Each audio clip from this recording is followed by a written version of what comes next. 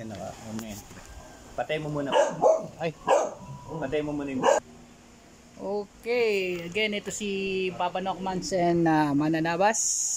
At nandito pa rin kami sa Kings Point, Sauyo. So ibang case to, Mananabas, no? Iba to. So kung makikita nyo, viewers, may mga marka.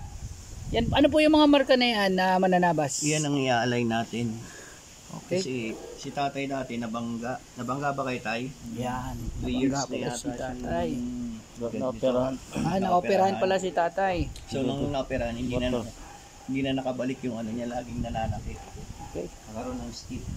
So kung mapapansin nyo, 1, 2, 3, 4, 5, 6, 7, 8, 9, 10, 11, 12, 13. So yan po yung may mga marka. 13 butong i-adjust natin.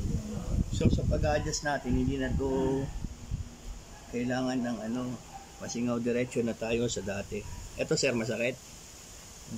Konti.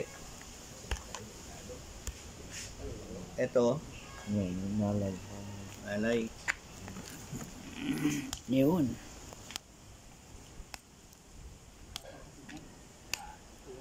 Ito, alay.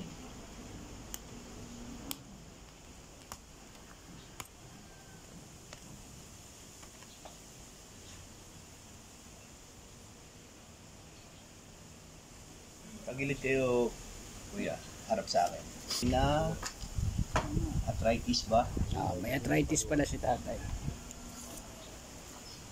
Ganyan lang. Ganyan kayo. Dalawa pa. Tulog na lang, pag may time. Hindi mo umigalaw, hindi gagalaw.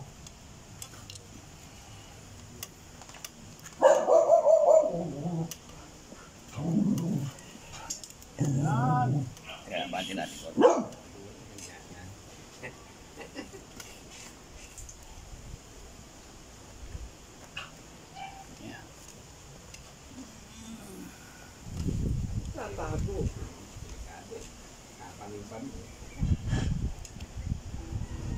Sige, dapa ako kayo.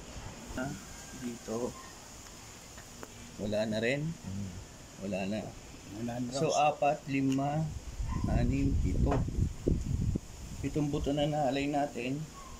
May natitira pa tayo 5. Mananabas yung mga ganitong cases. Maraming session po ba na gagawin para sa ganyang case? Sa mga ganito kasi hindi na siya makaayos ng lakad. Tsaka ng ano,